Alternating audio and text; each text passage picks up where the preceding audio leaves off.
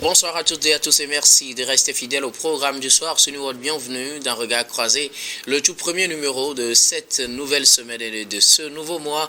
Merci de nous choisir encore 4 sujets à aborder avec nos invités.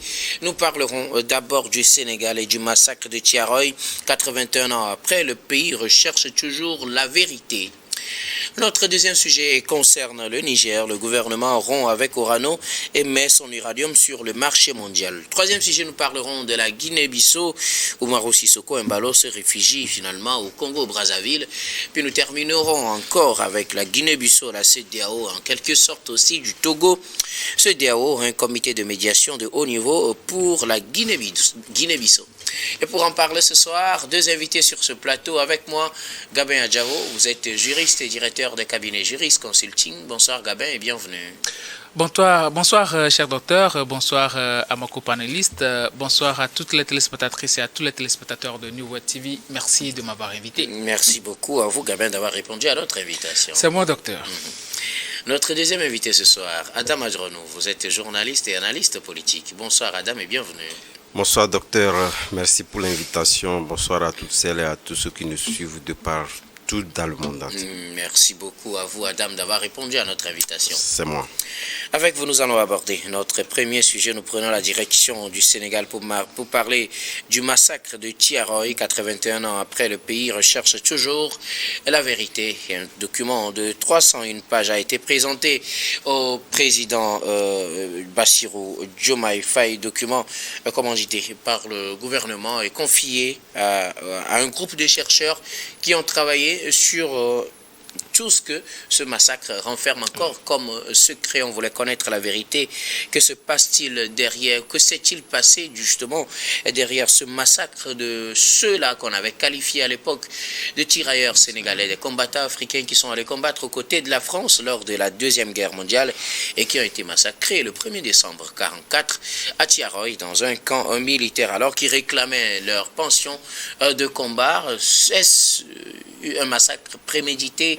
Quelles en étaient les motivations? Voilà l'essentiel des questions que devrait aborder ce document, mais aussi le nombre exact de personnes touchées par ce massacre. Nous en parlons également avec nos invités depuis quelques années, ou surtout ces 2 dernières années. Le Sénégal met un point d'honneur sur ce massacre de Thiaroye. Ce comité de chercheurs a été formé pour mener des enquêtes. Le document a été rendu, en tout cas transmis au président du Sénégal. Il faut rappeler que ce massacre ne concerne pas uniquement le Sénégal en tant que pays, même si les personnes touchées sont qualifiées de tirailleurs sénégalais. Gabin Adjao. Ah oui, tu viens de le dire. C'était pas seulement le Sénégal qui était concerné, même si on parle de tirailleurs sénégalais, ce ne sont pas que des Sénégalais qui sont concernés dans cette histoire-là. C'est tout simplement parce que le Sénégal était la capitale de l'Afrique occidentale francophone, l'AOF, et donc tous les combattants se réunissaient là-bas, pratiquement venant du Togo, de la Côte d'Ivoire, venant pratiquement de tous les pays francophones de l'Afrique de l'Ouest pour se réunir là-bas, s'entraîner afin de combattre aux côtés de la métropole. Donc aujourd'hui, je pense que c'est une très belle initiative prise par le régime de Diomaye Sonko pour essayer de rendre quand même la vérité dans cette affaire-là, parce que il y a toujours des zones d'ombre, et puis la France n'a jamais reconnu sa responsabilité dans cette histoire-là. On nous a parlé de mutinerie et tout. D'où est-ce que ça a commencé, d'où est-ce que ça a terminé, même le nombre de victimes et tout ça.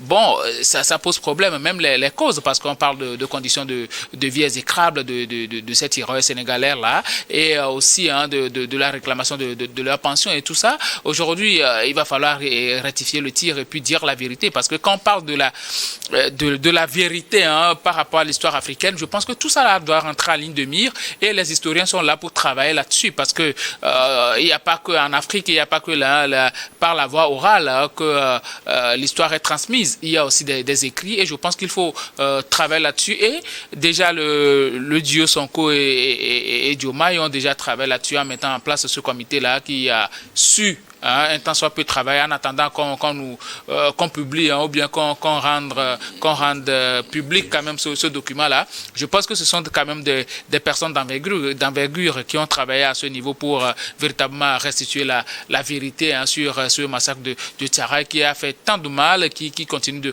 de faire tellement de mal parce que quand il n'y a pas véritablement la vérité par rapport à un certain nombre de choses, il y a certaines familles qui n'arriveront jamais à faire leur deuil. Donc aujourd'hui, je pense qu'il va falloir non seulement contribuer à remémorer toutes ces personnes-là tombées sous les balles meurtrières du colon, mais aussi et surtout, il faut que les générations à venir, c'est-à-dire les générations postérieures et actuelles même, prennent connaissance de ce qu'il y a eu réellement à Thiaroye, parce que, je l'ai déjà dit, cette histoire ne concerne pas que le Sénégal. Et d'ailleurs, la preuve, lors de cette 81e commémoration, il y a eu la présence du président de l'Assemblée nationale togolais, M. Selom Klassou. Il y a eu la présence aussi d'autres personnalités venant de la Côte d'Ivoire et ainsi de suite, et d'autres pays d'ailleurs, qui ont eu à commémorer, à déposer des gerbes de fleurs par rapport à ces personnes décédées-là. Donc aujourd'hui, je pense qu'il faut restituer la vérité dans cette affaire. Et il y a beaucoup d'autres choses aussi sur lesquelles on doit travailler pour que nous puissions savoir la vérité par rapport à la présence des colons sur nos territoires, pas que la présence française, mais aussi sur la présence des colons de toute nationalité possible sur nos territoires. Et je pense que ça a fait partie quand même non seulement de notre passé, mais aussi et surtout de notre présent, et ça va servir aux générations futures aussi. Donc ça continue, il n'y a pas que ce genre de choses, parce que à chaque moment, moi je fais une caricature. Parce que des gens qui réclamaient leur pension, qui réclamaient de meilleures conditions de vie et tout ça, ben vous leur tirez dessus, alors que ce sont des gens qui ont œuvré pour la libération de votre pays. Vous voyez un peu la caricature. Aujourd'hui, les mêmes choses se produisent. On essaie d'étouffer l'intelligence africaine, le génie africain dans l'œuf. Et nos dirigeants doivent comprendre cela et savoir que ces gens-là ne voudront jamais notre bien, parce que nous sommes dans un monde d'intérêt. Et donc, ce sont des gens qui sont toujours en quête d'intérêt pour leur pays, pour leur patrie, pour leurs compatriotes. Et donc, ne voudront jamais de notre bien. Donc, c'est à nos dirigeants d'avoir l'esprit beaucoup plus ouvert par rapport au développement de l'Afrique, et à faire beaucoup plus confiance aux compétences africaines, au lieu à chaque moment de faire venir ces gens-là comme experts dans tel domaine, alors que moi j'ai remarqué que ces experts-là se transforment à chaque moment comme des espions venus pour escroquer nos biens et tout ça. Donc à un moment donné, il va falloir que nos dirigeants réfléchissent à ce niveau-là pour que nos génies ne soient pas tués dans l'œuf. Merci beaucoup à vous, Gabin Adjaro. Adam Adjronou, 81 ans après, le Sénégal cherche à connaître la vérité sur ce massacre qui a tué, selon la France, entre 30 et 110 personnes, mais selon d'autres sources, surtout sénégalaises, entre 300 et 400 combattants. Oui, je pense que, avant même de répondre à votre question, je salue d'abord la détermination du gouvernement de Diomaye Faye, sinon du duo Sonko-Diomaye Faye, qui, depuis leur arrivée au pouvoir, nous avons vu que, en tout cas, ce massacre, la vérité sur ce massacre-là a pris une tenue assez sincère. Et là, je pense que même si les autres chefs d'État, surtout sénégalais, Macky Sall également, n'ont pas démérité sur la situation, je pense que cette détermination prouve à suffisance qu'il y a une réelle volonté des Africains passant par le Sénégal de pouvoir véritablement trouver la vérité sur cette question, ce qui est essentiel. Parce que quelque part, vous savez, l'histoire de l'Afrique a été donc travertie. Il y a beaucoup de situations que l'on peut évoquer qui ont contribué donc à traverser donc l'image et l'histoire de l'Afrique.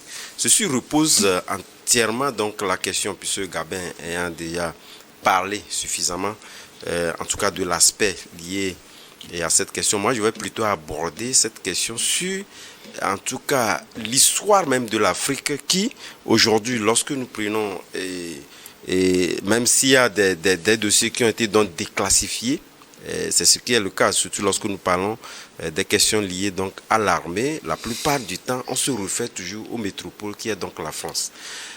Voyez-vous, donc ceci dit, vous convenez qu'avec moi que lorsque on vous indexe, on vous accuse d'avoir donc massacré des gens qui sont venus faire la guerre avec vous, ils sont rentrés au pays et qui réclament leur dû et que vous prenez encore les armes pour les massacrer, je pense que ça ne fait pas bonne image d'abord pour la France. Et lorsqu'on déclassifie donc en tout cas, ces dossiers-là, on va toujours les travertir en leur faveur avant donc leur déclassification.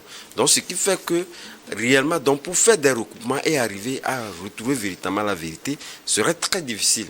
Mais aujourd'hui, que faisons-nous? Est-ce que réellement aujourd'hui, nous avons véritablement pris la chose à bras le corps pour que demain, on ne puisse plus se référer? Donc, concernant notre histoire aux métropoles, ce n'est toujours pas évident. Il suffit tout simplement de voir quelle place aujourd'hui nous réservons lorsqu'on vote des budgets, quelle place nous réservons donc à la culture, lié au fait que demain, on ne puisse pas encore, en parlant donc de notre histoire, se référer donc aux métropoles.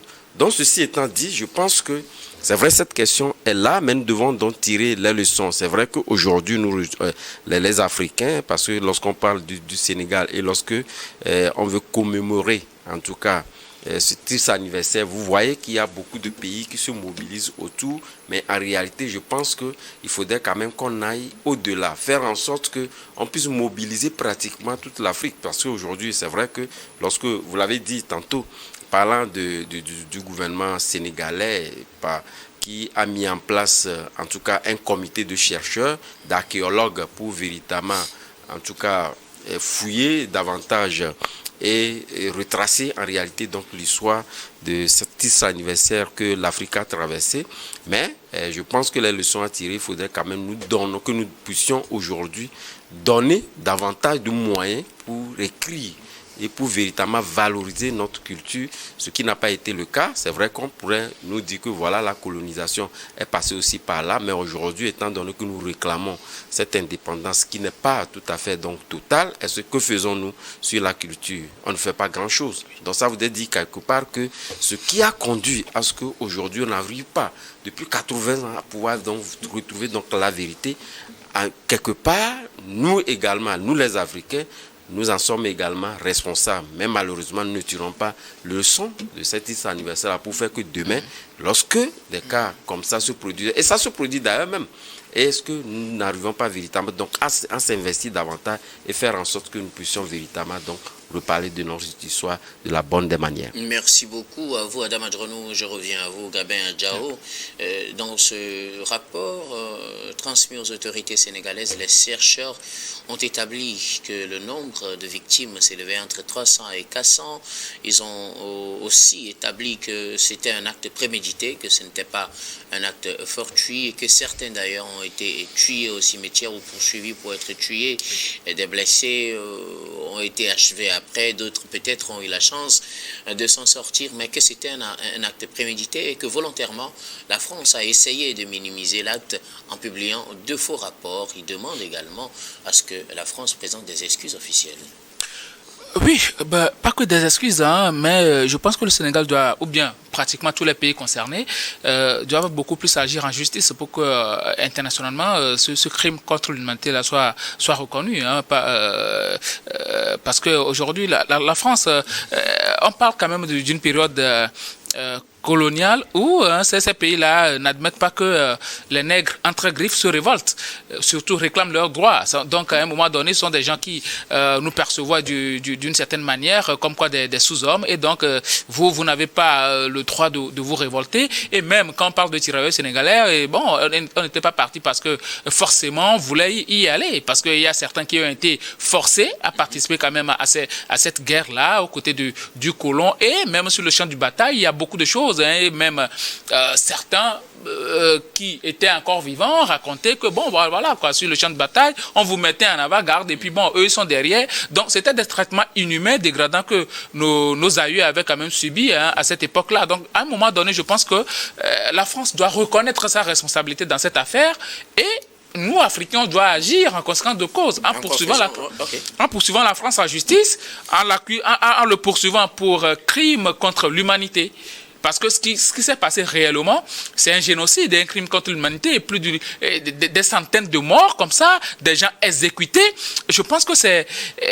Et même ceux-là qu'on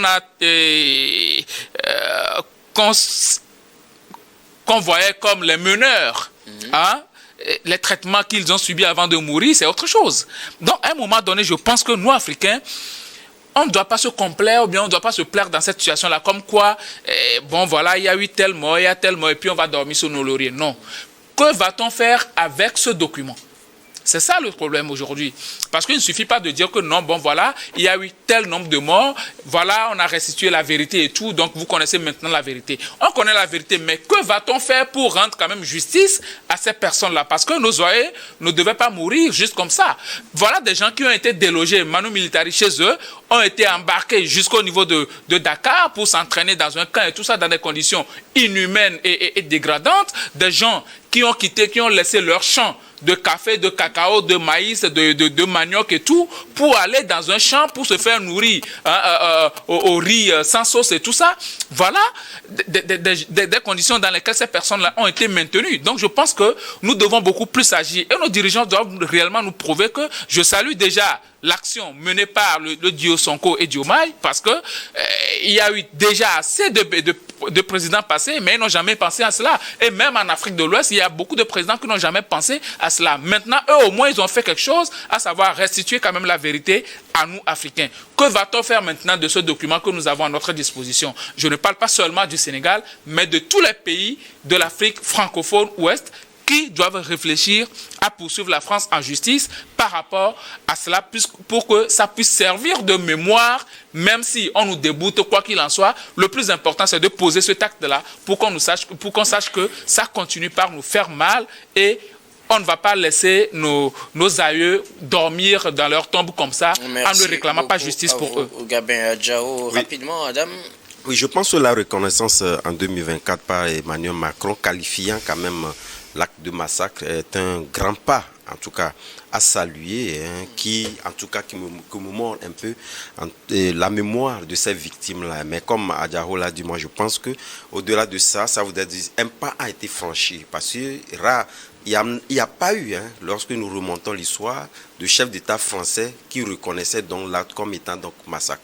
Pour eux, tout était voilé et chacun était là-dedans comme ça, pensant que l'Afrique ne peut pas, quel que soit le cas, pouvoir donc retracer l'histoire et donc rétablir la vérité et reconnaître en réalité ce qui a été fait. Donc moi, je pense que partant de là, il est très opportun, déjà que l'acte soit posé par un président français, il est évident qu'on puisse quand même retracer encore l'histoire et faire en sorte que la justice puisse s'en mêler. Merci beaucoup à vous tous pour vos contributions. Il faut noter que plusieurs mesures, en tout cas de vulgarisation de ces conclusions, ont été préconisées. Ces histoires seront, bien ces séquences seront intégrées au Sénégal, et le pays voudrait que d'autres pays africains également suivent cette initiative. Nous y reviendrons peut-être dans un autre numéro. Merci beaucoup pour vos contributions. Nous allons marquer la première pause, puis on reviendra tout à l'heure pour la suite de cette émission.